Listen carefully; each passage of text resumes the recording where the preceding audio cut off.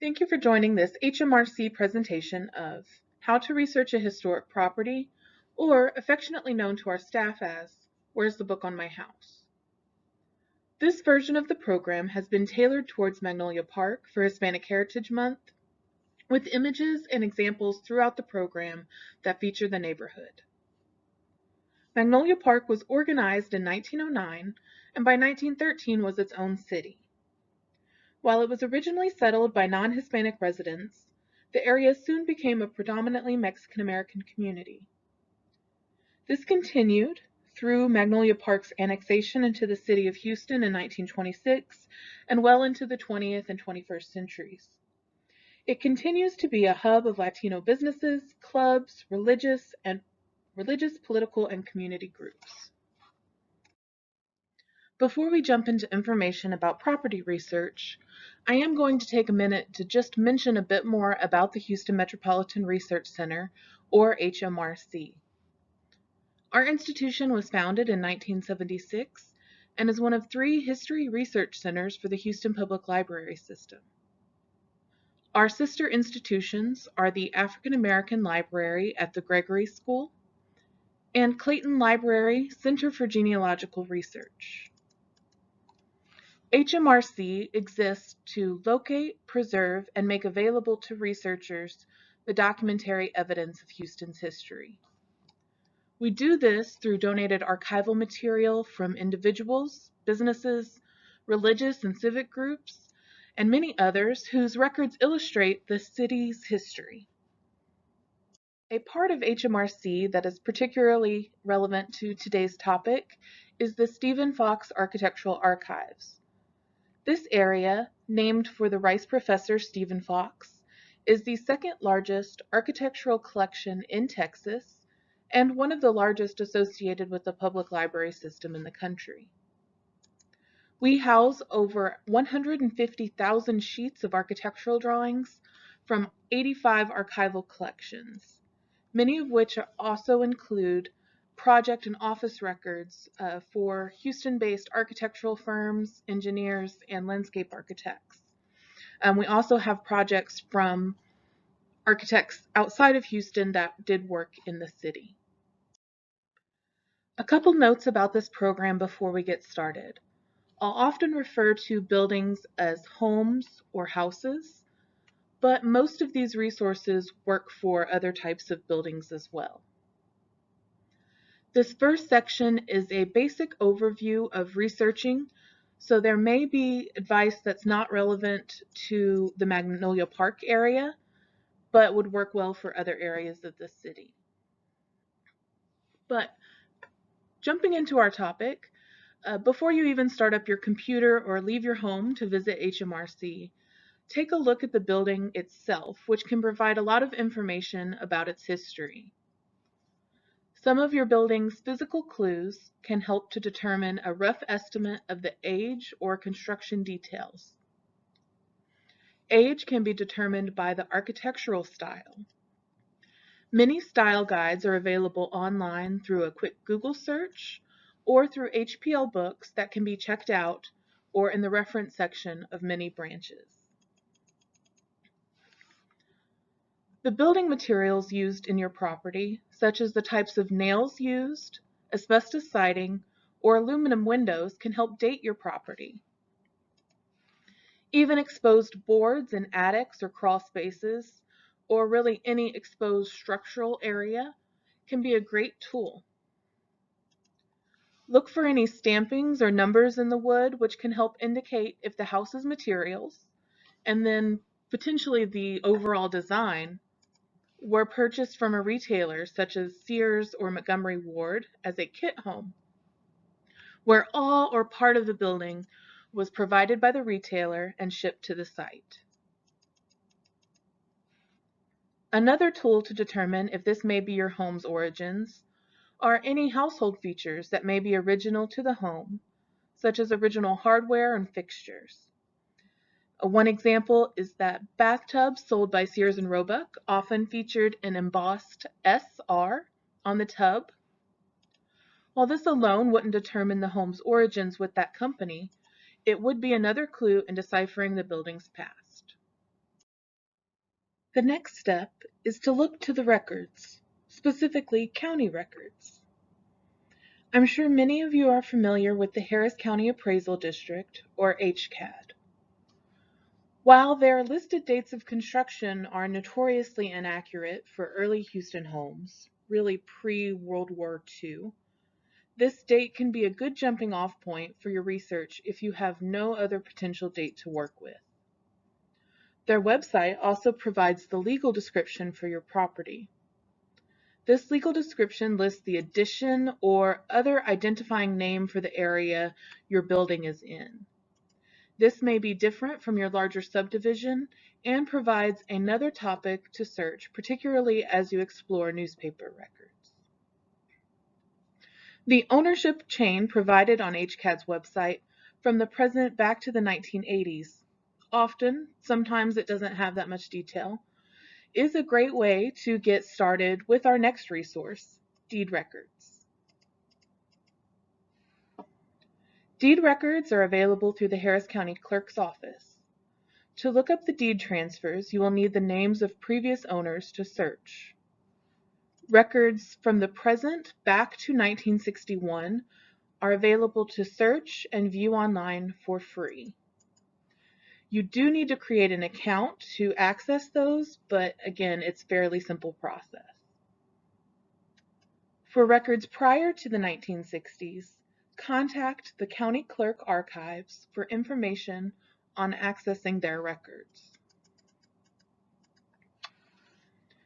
Tax records. These are available on microfilm from the Harris County Archives. These records show the value of property, in this case meaning land, but a jump in value over a year often indicates new construction. They, staff at the Harris County Archives, are available to answer reference questions via phone or email and are very helpful.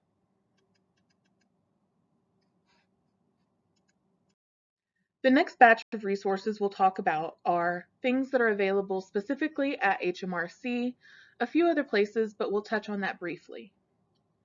One of my favorites are Sanborn fire insurance maps. You can kind of see a faint example as the background to this slide.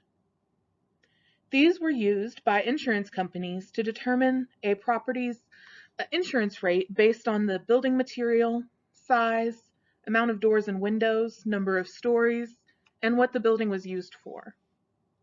They also based this rate on the same characteristics for the buildings directly around you. These are beneficial tools to research properties, but here in Houston there is a bit of a hindrance, as most copies available were used as intended. And what I mean by that is every year or so, buildings that were altered or buildings that were newly constructed were added to the map by pasting a sheet or a section of a sheet over the previous property plot, effectively erasing the past view of that land. Because of that, the versions we have available through HMRC digitally and in person were originally published in the 1920s and then updated through the late 1950s to early 1960s, depending on the volume. An additional limitation to the digital version is that they are in black and white, also known as a skeleton copy, which makes it difficult to determine a building's primary material of construction or building material, as the print versions use a color-coded system to illustrate that. As you can vaguely see on the background, the footprints of the buildings are yellow, so in this area that was indicating frame construction or wooden construction, which is one of the most predominant colors that doesn't change. At HMRC, we do have the physical copies that are in full color. And we also have an index of the addresses to help you navigate without flipping through each of these large bound volumes. Just as a side note, most, if not all, of Magnolia Park is in volume 6 of these maps. City directories are very much like early phone books, and often were. Early ones, in particular, provide more in-depth information in their listings. Many directories have general directories, in which individuals and businesses' names are listed in alphabetical order, but they also include a street directory, which lists each street alphabetically, then has each street number in order, and lists who lives there. In general, the street directory tends to be towards the end of the book. So when you're looking an address up in the city directories, you would often, you know the address, you'll go to the street directory. Again, you can use that rough HCAD estimate or guess based on your neighborhood's age or the home's architectural style. If the address is listed, go back 5 years. If not, go forward a few. So with this, you're trying to determine the date of construction. When you find the address for the first time, take note of the resident's name, flip to the front section or go to the front section of the microfiche to the general directory section. There is often interesting information there about them and their household. It often shows the determination of ownership status as well. Owners are often listed by an O or an encircled O, similar to a copyright emblem. Renters are sometimes noted with an R or an encircled R, but more often you can tell when a property is used as a rental just by the turnover visible when you look through the city directories year by year. Another way to identify a rental is rental advertisements found in our next resources, newspapers. Newspapers and newspaper access points of note are the Portal to Texas History, which can be accessed anywhere. It's a free service provided by the University of North Texas, working with other cultural organizations and libraries across the state to provide digitized newspapers and some archival collections. The Houston Chronicle Historical Archive, which is available through the library with a HPL MyLink card, and the Daily Court Review via a HPL paid database called the Newspaper Archive. I'll talk a bit more about those papers in the example that we'll talk about a little later on. Archival collections are also a great place to check for any potential information. Just searching for Magnolia Park in our collections turned up a few folders and photographs in collections such as the John J. Herrera papers, the Malicio Gomez collection, and our subdivision collection that collects on numerous subdivisions throughout Houston. Vertical files or clippings files are newspaper clippings, articles, and documents compiled by archivists and librarians over the years based around a common theme. We have files for Magnolia Park in our architectural and Houston vertical files under subdivisions. Many books and periodicals can also be great sources of information.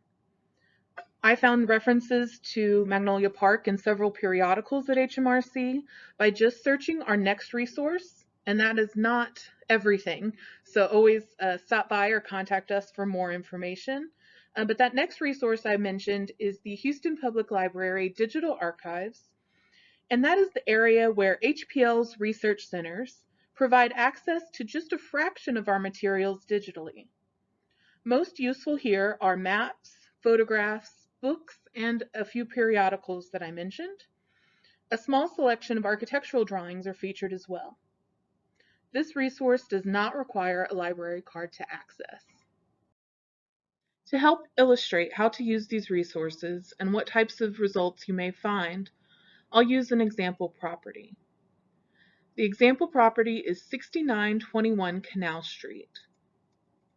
This home was constructed between 1928 and 1929 and is fairly typical in size and design to many other properties in Magnolia Park. Unfortunately, HMRC does not have images of this house specifically, but that is fairly common for smaller residential properties. However, this is a great house to use as a basic walkthrough for the types of research you can do at HMRC. As a side note, you'll also notice this 1909 plat of Magnolia Park that lays out the borders for the area. Over the next few slides, we'll look at information that you can use to discover information about your own property. Results will of course vary depending on each building, uh, things like its design, construction date, the prominence of early owners, and its location in town, etc. However, every bit of information you find is a key to uncovering your home's history. Next couple pages are dedicated to looking at Houston City Directory listings for 6921 Canal. So looking at the very first line, I know it might be a little confusing to see, but there's the entry in the street directory for 6921 Canal, and it has two residents, M.M. Hodnett and F.L. Lowry. So we don't have any additional information on them from the street directory. There's no indication that they were the owners. We have no indication of why there were two residents.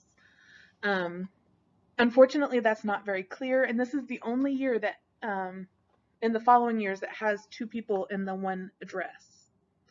But looking up M.M. Hodnett in the general directory, so the alphabetical like people directory or business directory, kind of towards the front of most city directories for the time period, or even at HMRC at the front of the microfiche that you would use.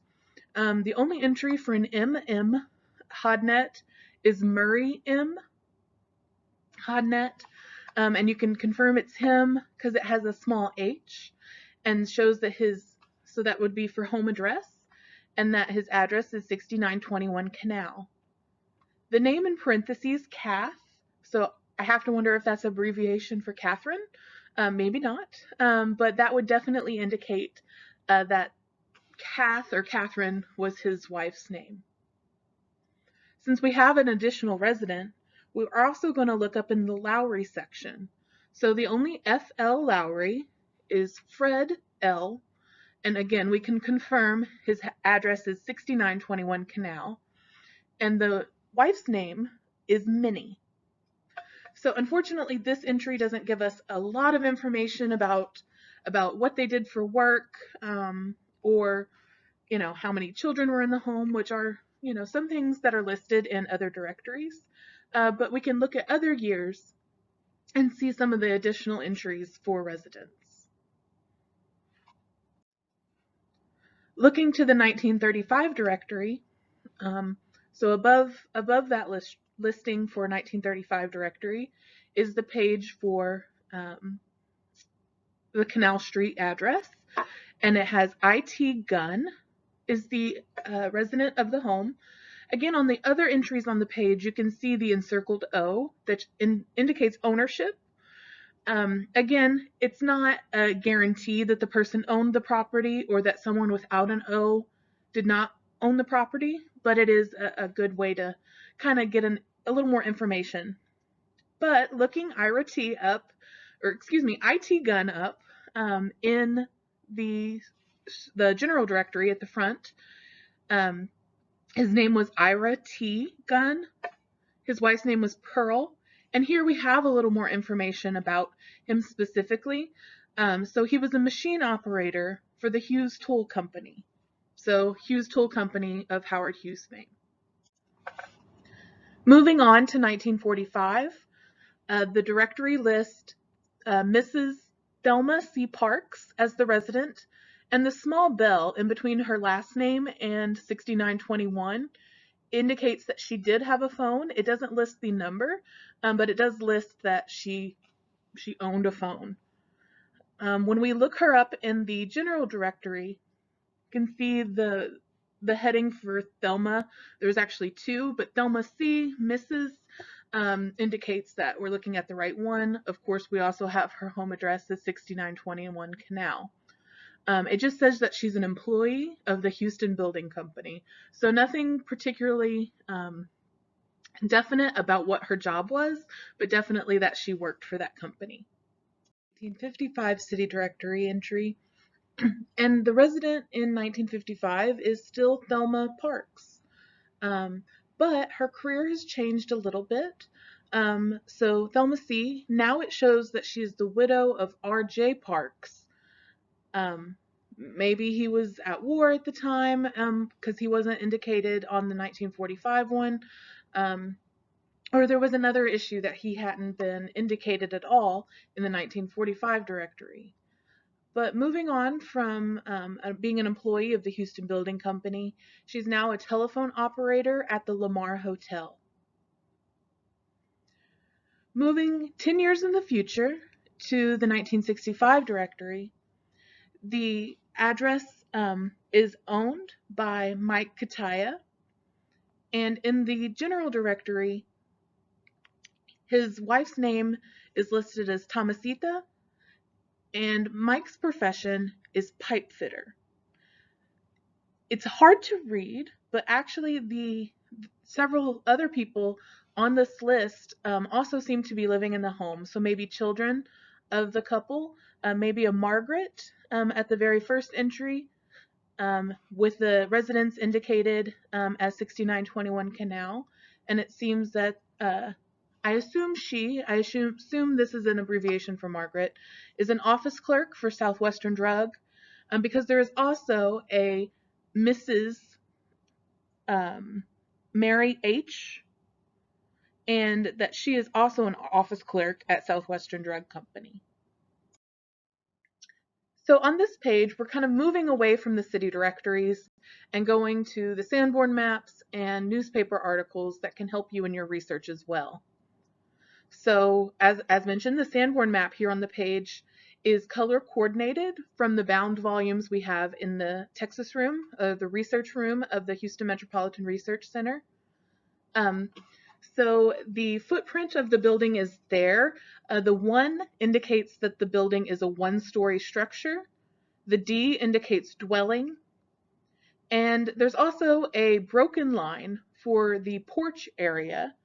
And that indicates that it's an open porch. It's not enclosed. And it's also 1 story indicated by the 1.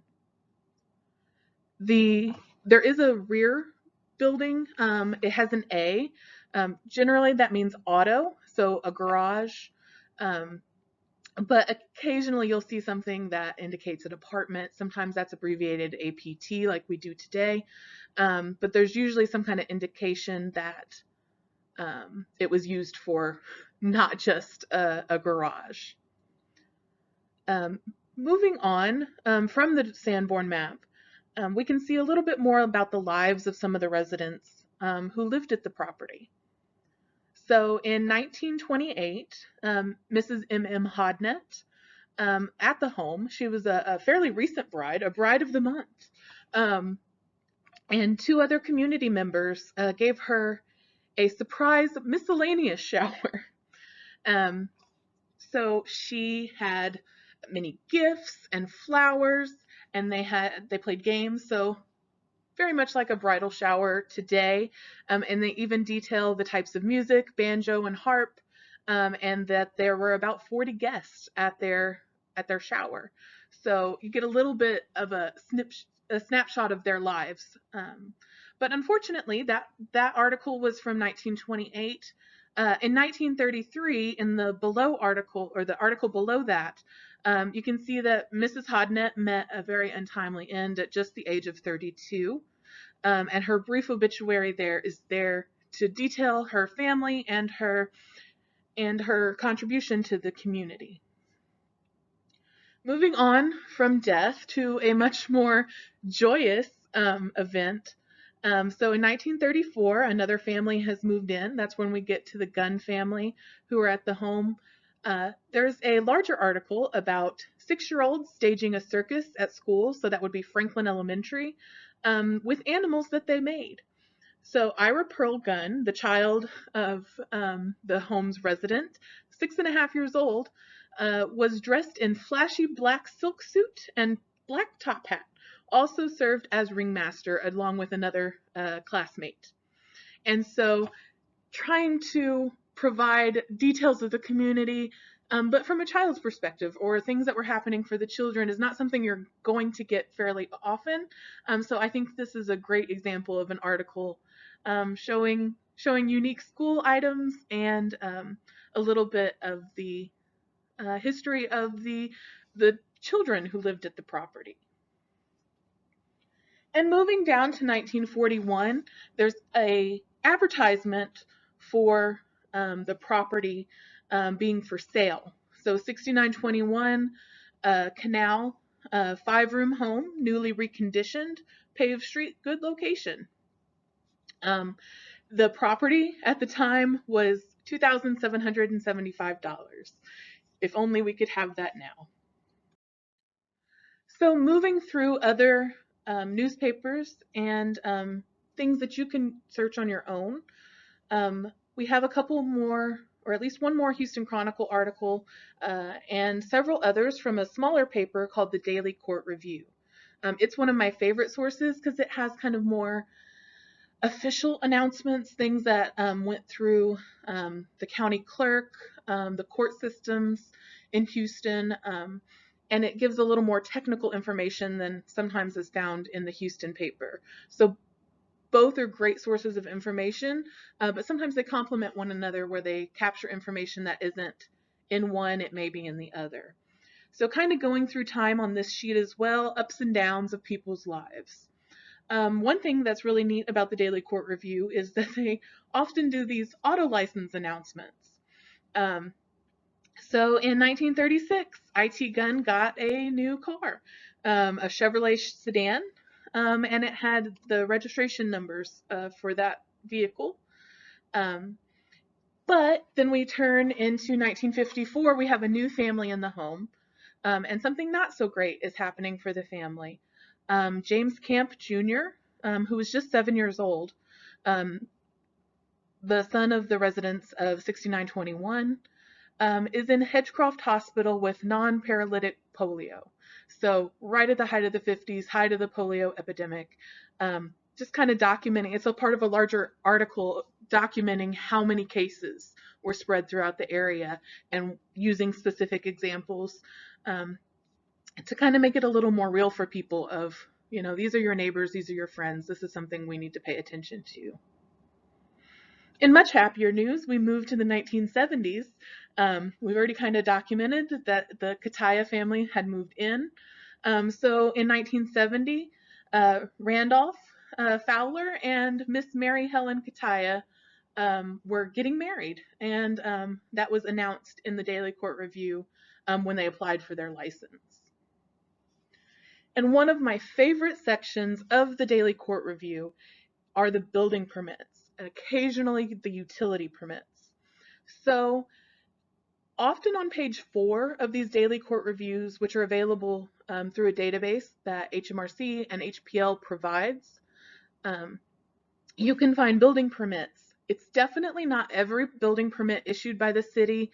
Sometimes you may find a building permit for the initial construction, or you may find one like this where they're making improvements to the home. So this particular entry is for September 1976. It might be a little hard to read, but I'll kind of walk you through it. So, of course, the location is 6921 Canal Street. The owner is Mike Kataya. Contractor none, so presumably he was doing this work himself. And the plan that he was permitted for was to add frame to residence. So trying to improve the home, maybe make it a little bigger. And it also lists the permit number, so that way you could, potentially go back and find that original permit that was issued. The property description, so that's actually the legal description of the property, something you would find still the same today on the Houston or the Harris County Appraisal District website. So the home is on lot 62 or block 62, lot 13 in the Central Park Edition or subdivision within Magnolia Park. And again, it kind of has the duplicate entry there. The project cost was about $5,000, comparable or the same as several other projects in the area. Unfortunately, there may be times where you find very limited information on your property.